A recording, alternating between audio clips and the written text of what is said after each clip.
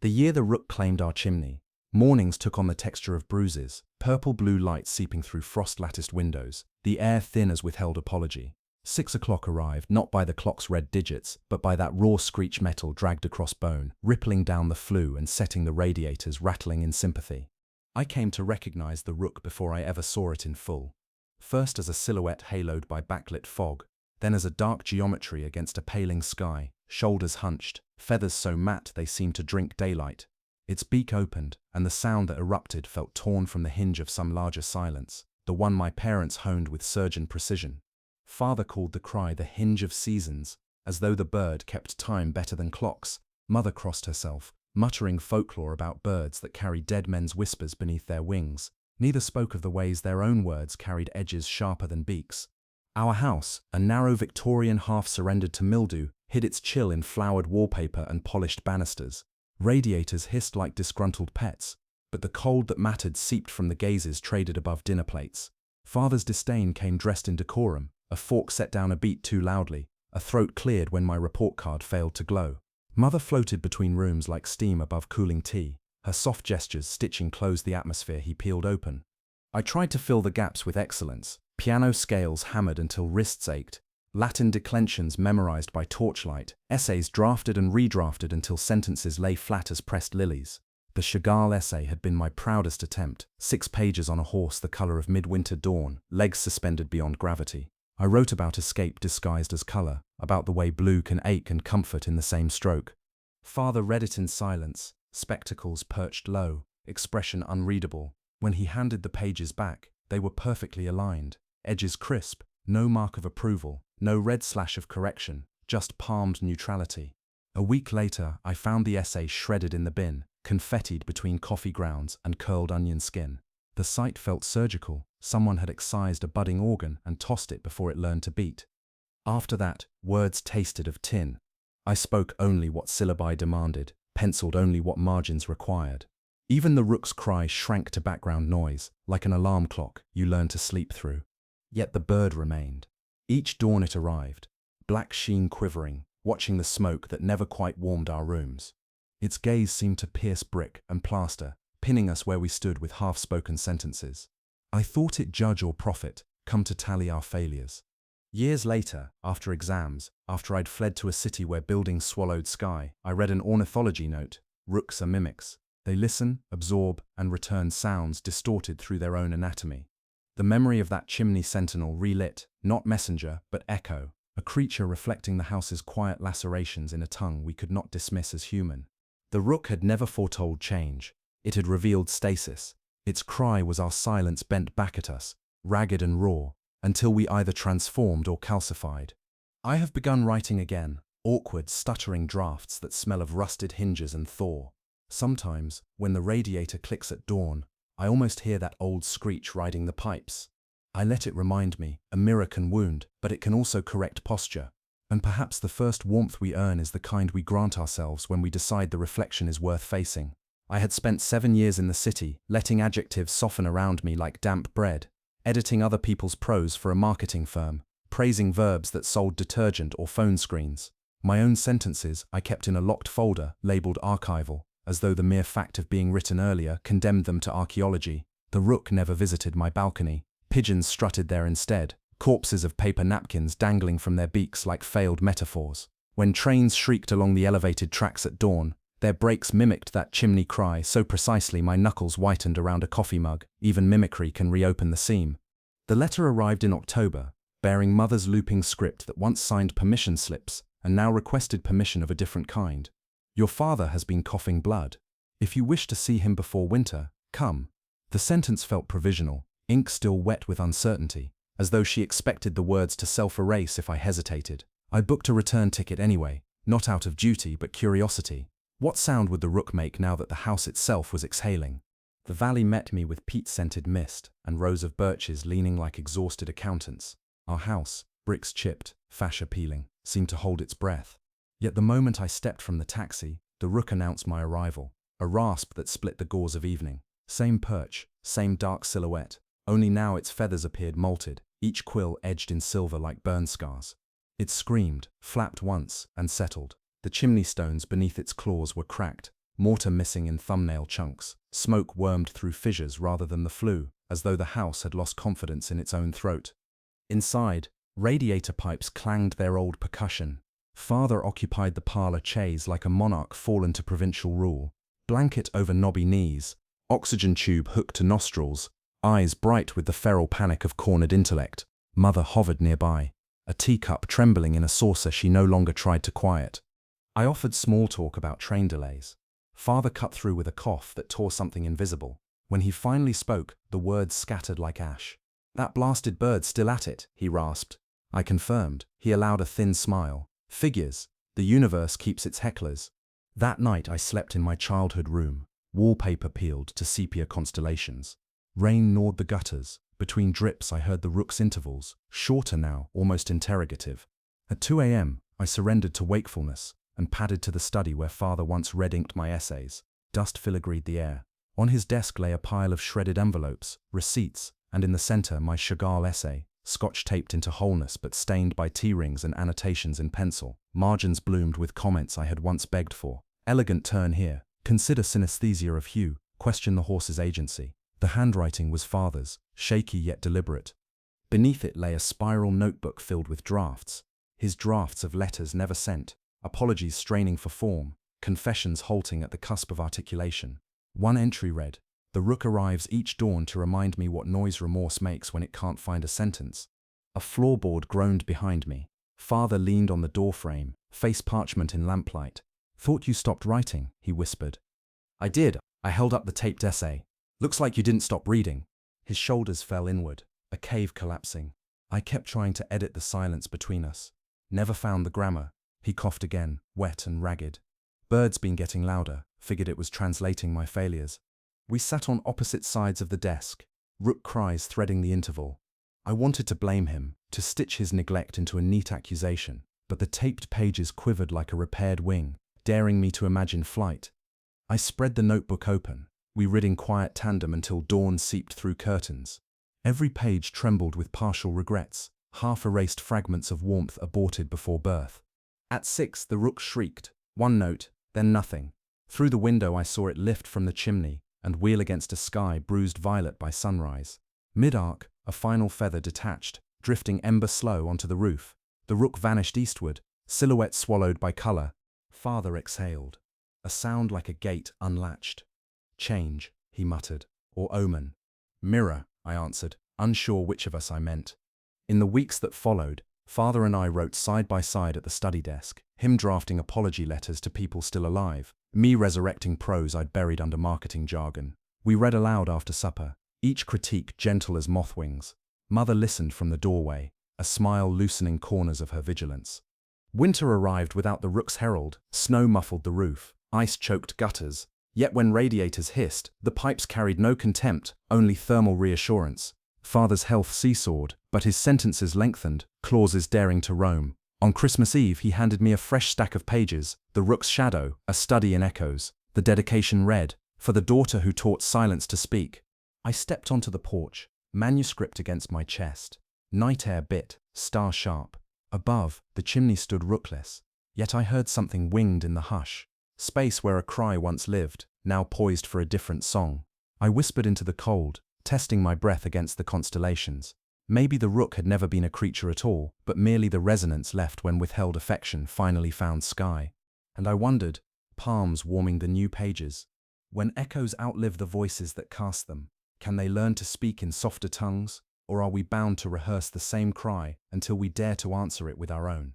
January draped the valley in a silence too intricate to be called peace, snow stacked like parchment on fence rails, roofs exhaling sugar-white sighs, each breath colder than the one before. Inside the house, the radiators finally kept pace with the chill, yet I found myself courting drafts, window cracked an inch, breath blooming just to prove it could. Father's new medicine etched purplish moons beneath his eyes. Mother pressed soups on him with the devotion of someone who knows a recipe can't mend marrow but ladles hope anyway. We wrote every afternoon, until dusk blurred ink to bruise. Father's essays sifted childhood fox hunts through the sieve of remorse, searching for the precise particle where cruelty became tradition. Mine traced color theory back to that blue Chagall horse, asking why a hue born of heaven feels so desperate to leave earth. We exchanged pages under the green banker's lamp, our marginalia tender, but between paragraphs I sensed fissures widening, hairline cracks veining plaster, fine yet cumulative, the way ice insinuates brick. One night near 12th tide, I discovered father hunched at the desk, ripping fresh drafts into strips no wider than quills. His oxygen cannula lay coiled on the rug like a shed snake. He startled when I spoke his name, paper slivers drifting from his fists. "The sentences refuse me," he rasped, voice grated raw. "They've learned my half-truth cadence won't march where I lead." He buried his face in trembling hands. In that posture he looked not guilty but hollow, like a rook's molted feather shape without marrow. I coaxed him back to bed, rethreaded the cannula, promised ink, "Can wait."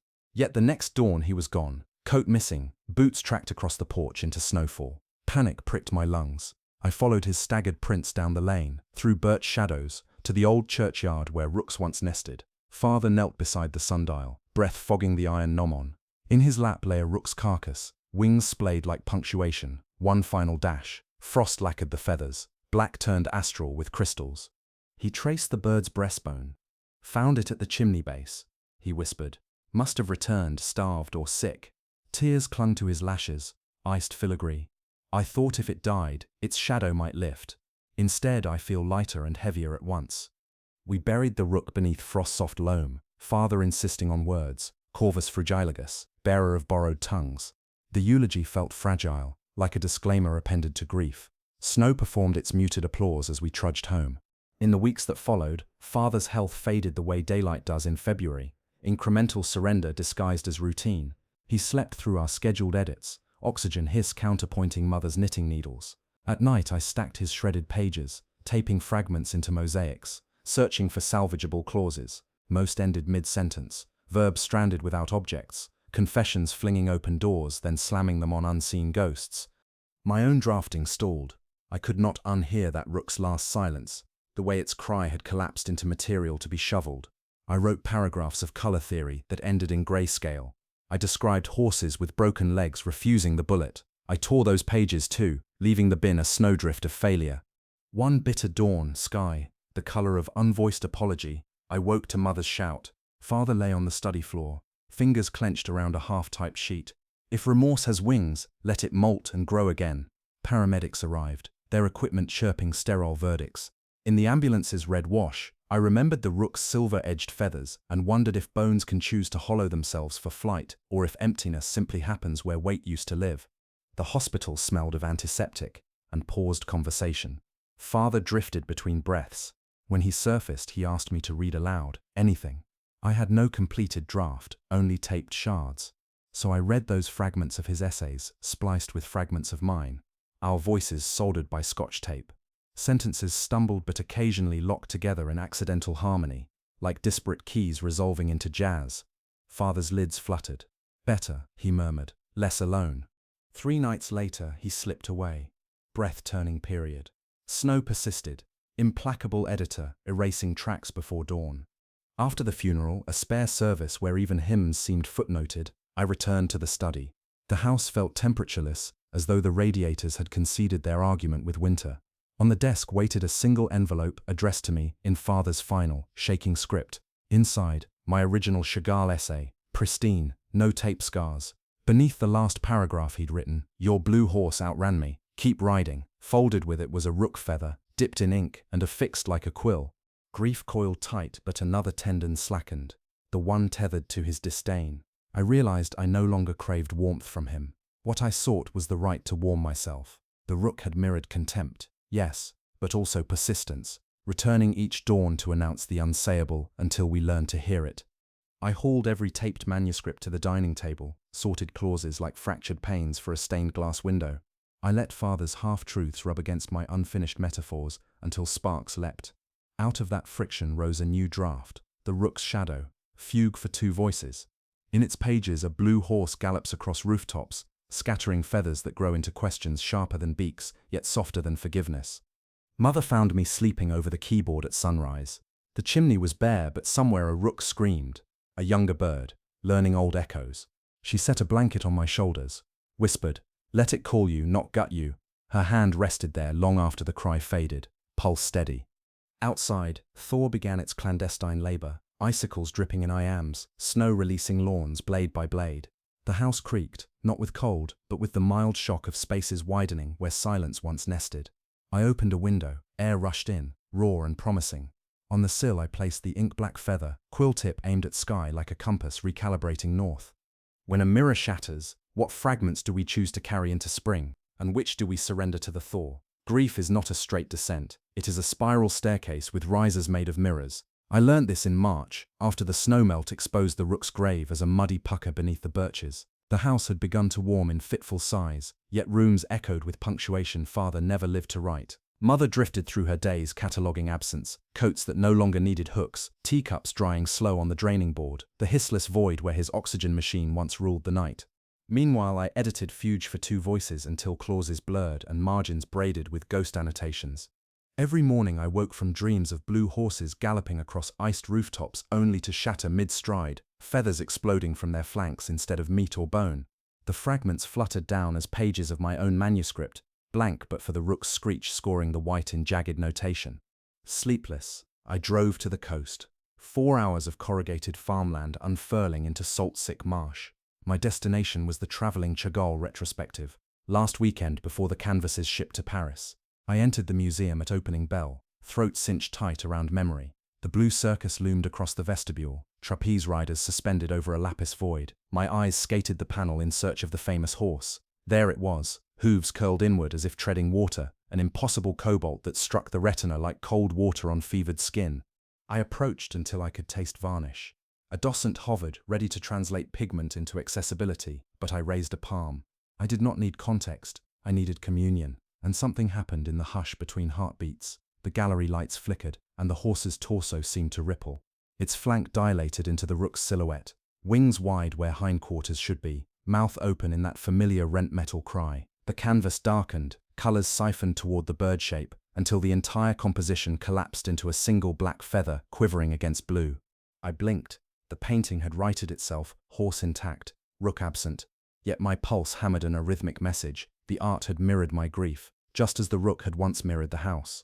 Contempt, sorrow, longing, each carried its own wavelength, visible when the right surface bent light. Back in the parking lot, I sat behind the wheel until fog filmed the windshield. Rain began, thin but incessant, drumming a code I half recognized. 5 beats, pause, the rhythm of the Rook's dawn calls. The sound tunneled through rib and memory, rummaging for cavities to fill. I exhaled, and for the first time since father's death, the breath left without snagging on shards. That night I drove home along Black River roads ribboned with floodwater, headlights netted, migrating Rooks perched on guardrails, shoulders hunched like punctuation marks. At each bend another cluster lifted, wheeling above the hood, then settling again farther down, escorting me through darkness in a staccato relay, not ominous, simply present, witnesses escorting a traveler who had finally admitted the route was circular. I arrived at the house just before dawn. Mother waited in the kitchen, robe cinched, kettle whistling. She pressed a mug into my hands and said only, "Right." No reproach for the sudden pilgrimage, just a command uttered in the tense that matters. Imperative, imperfect. I obeyed. For 3 days I wrote without sleep, stitching gallery hallucinations to childhood winters. Father's penciled margin notes to the Rook's shattered bone. Sentences wandered into cul-de-sacs, reversed, mutated. Paragraphs bled into lyric and back again. I let them, trusting the spiral. On the 4th morning, as sunlit paper edges, the Rook returned. No, a Rook, younger and leaner, alighting on the cracked chimney. It flexed wings still tipped with frost, and when it opened its beak, the cry it loosed was lower, rounder, less a tear in fabric, more a call seeking echo. I rose from the desk, manuscript trembling in my grip, and opened the window. The Rook answered itself. A second call, then a third, threading air with a rhythm that felt almost like dialogue. I spoke aloud. 3 syllables. The Rook repeated them brokenly, a mimic with new tongue.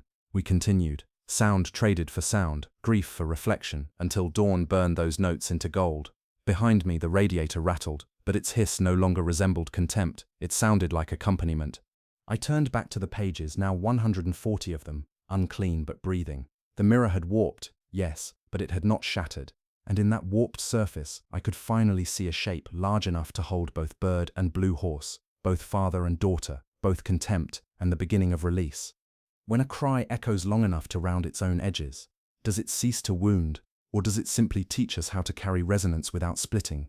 Early April slit open with a gold so thin it looked painted on glass, a tentative sun laundering the valley, after months steeped in iron light. Sape rose in the birches outside father's study, birthing pearls along every fresh scar where winter had bitten. The radiator hissed, warmer now, less argument than lullaby. On the desk my manuscript waited, 162 pages, margins stitched with mother's sparse pencil check marks and my own nocturnal amendments. Its title had settled into something neither of us expected: Blue Noise, a rook, a horse, and the eclipsed tongue of silence. I printed 2 copies and wrapped them in brown paper. One for an editor friend in the city, the other addressed to myself, future proof that the pages were real. The post office smelled of damp cardboard and stamp glue. As the clerk weighed the parcels, rooks cawed from the telephone wires outside, their calls overlapping like rough counterpoint. It struck me that no single bird sang the old jagged screech anymore. The chorus had diversified, some notes softer, some stranger, none intent on tearing sky. Back home, I climbed to the attic where father once stored childhood sleds and unsent Christmas cards. Dust motes swirled in skylight columns, heat pooled just enough to wake the cedar scent of rafters. I carried up the taped mosaic of his shredded drafts, spread them across a trunk, and read them aloud, not to exercise sorrow but to metabolize it. Sentences fractured mid-phrase felt less tragic in daylight. They were simply shards awaiting contexts. Mother joined me with 2 mugs of chamomile. She listened as I stitched fragments into impromptu paragraphs, weaving his remorseful fox hunt memory into my reverie about the blue horse's impossible leap. When I faltered, she supplied a connective phrase, a habit sewn into decades of patching other people's silences. We laughed at the awkward seams. Laughter echoed off the roof beams, startling a rook perched on the weather vane. It flapped once and settled again, as if granting the attic temporary sanctuary. That evening, we invited the local choir to rehearse in our parlor, an eccentric idea born of mother's wish to repopulate the house with living breath. Sopranos and tenors arrived carrying thermoses and wrinkled sheet music.